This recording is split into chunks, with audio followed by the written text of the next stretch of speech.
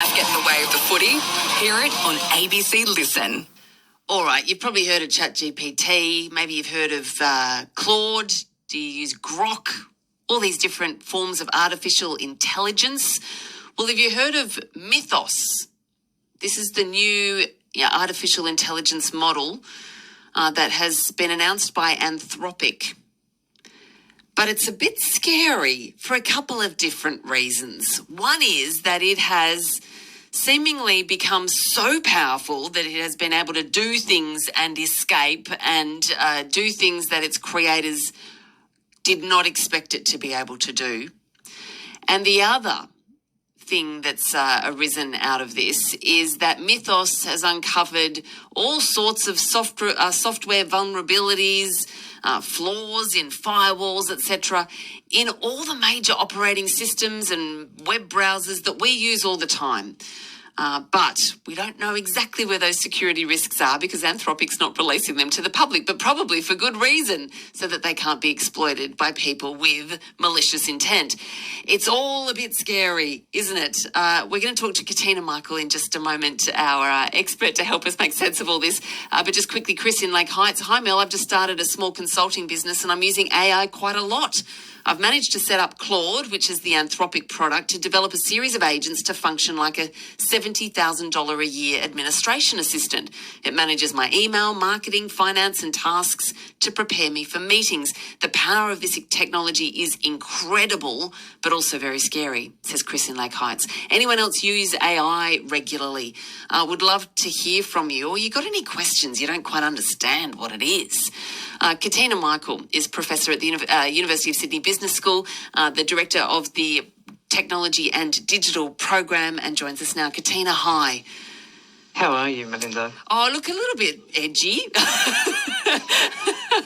after all this. Look, I don't know a lot about this stuff. It confuses the heck out of me, but I'm deeply, deeply fascinated by it all. And I think people just need to kind of conceptually think differently about AI in a way that they're maybe not used to thinking about your ordinary style computer programs. But tell us about Mythos and Anthropic's announcement. Why does this have the world talking? Well, this seems to be an escalation in the proceedings of AI. When you look at it against other software engineering benchmarks and Benchmark Pro, these are just standard benchmarks in the industry. Mythos comes up incrementally better, not just by 5 or 10 points, but more than that against its closest competitor of OpenAI, ChatGPT, and even its own Claude, latest version, Opus. So Mythos purportedly been trained on 10 trillion parameters, which is extensive, and its reasoning ability, coding ability, and cybersecurity capabilities are far better than any others. In fact, when Mythos pointed it to about 1,000 open source domains and then real-world applications, it came up with thousands of unknown vulnerabilities. These are zero-day attacks, so if they were to be exploitative in any way, they could bring down some of the biggest web browsers, operating systems, cloud provider software, and other things. It's done things autonomously that weren't expected to be done. And previously, perhaps, with Claude, Opus, you might have required some coding ability, some knowledge of cybersecurity to create ransomware. This can do it automatically. So it detects the vulnerabilities that have gone undetected for some 30 years in some cases, like OpenBSD's operating system. It's even attacked Linux vulnerabilities, which we all thought was the safest operating system in the world, and it's chained them together to exploit and get to the root drive of passwords. So basically rewrite a password. And it's done all sorts of things with codecs that people have been studying for a decade plus. So it's demonstrated it can outstrip human capacity. Oh, Katina. Okay, and so look, what we seem to have on our hands here then is this company Anthropic that has announced that it has developed this AI tool called Mythos that can do all this stuff, that has exposed all of those computer systems that the world relies upon, all our financial systems, everything basically, and has exposed the fact that if this information got into the hands of the wrong people, they could hack the heck out of everything. And so where do we sit now? This is all being held in the hands of this one company. What's happening? Well, some have called it an existential dread, but others have said a great marketing ploy by Anthropic Oh, to sort could it of be a release PR that. stunt? I wonder. Possibly, but it's warranted. So we do have 40 companies. They've already signed up to something called Project Glasswing, which offers them sort of millions of dollars worth of credits. So that's to Microsoft, Apple, Google, Amazon, Cisco, Palo Alto Networks, NVIDIA, CrowdStrike, and so many others, including foundations like the Linux Foundation and Apache Foundation. But then we've also got the US Treasury Secretary, Scott Bessent, calling in the banks and going, it's time to have crisis talks. Look what's going on. The Bank of England have also done that with insurance companies in the UK. So it's obvious that it's important. And there's a window of opportunity where we can go, let's exploit these capabilities. Let's use it from a defensive point of view. Let's block all those things, patch up where we have those vulnerabilities, do something about it. But in fact, what next? Will it be released to the public? Surely it will be. Well, yeah, what is happening? What's Anthropic said about whether they'll release it to, for example, financial institutions to let them know, here are your vulnerabilities, here are where your clients' information and, let's face it, their money is at risk of being stolen. Like, I mean, what kind of obligations do they have? Can anyone force them to divulge this stuff?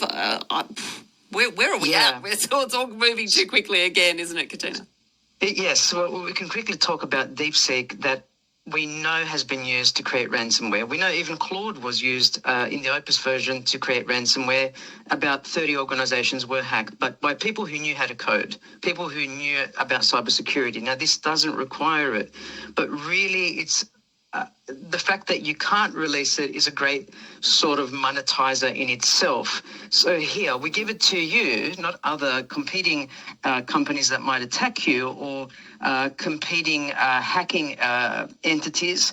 But what you're doing is you're monetizing that value as long as you can. Change in the way we see things in this space, and I do think Anthropic has, and Dario Amodei has basically come out and go, okay, now OpenAI, you try and beat that. But they will have to inevitably, as a trajectory, looking at how we will use AI in the future, they will have to release it to the public, I feel. Yeah, but who and how is that all going to happen? We know Anthropic, we won't get into that, Katina, because it's a bit complicated, Yes. but they've got a damaged relationship with the current Trump administration as well. So it's all a little bit scary. But thank you so much for helping us try to make sense of it. Thank you. That's Katina Michael from the University of Sydney's Business School. It is a bit terrifying, isn't it? Joseph's on the line. Hey, Joseph, how are you going? Yeah, good, mate. How you doing? Yeah, good. So you work in this kind of area, do you? Oh, well, they pay me. I'm not sure work's the right word, but I'm definitely paid to be in this kind of area. So. All right. So what do you, I mean, is Mythos all the talk? Well, that's just it. It's in the name. It's a myth.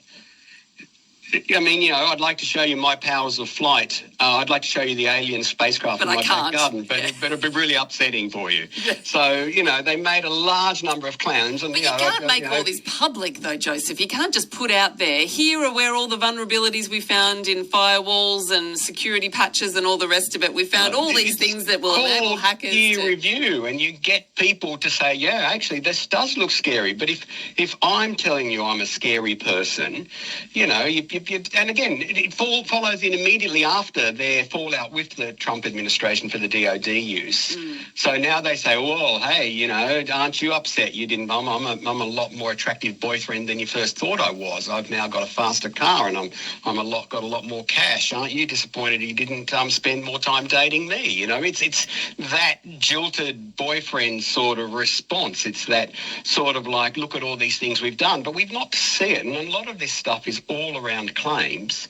How are we going to deal with these things, Joseph? We've only got a couple of minutes before the news, but I feel deeply uneasy about corporations being in charge of this.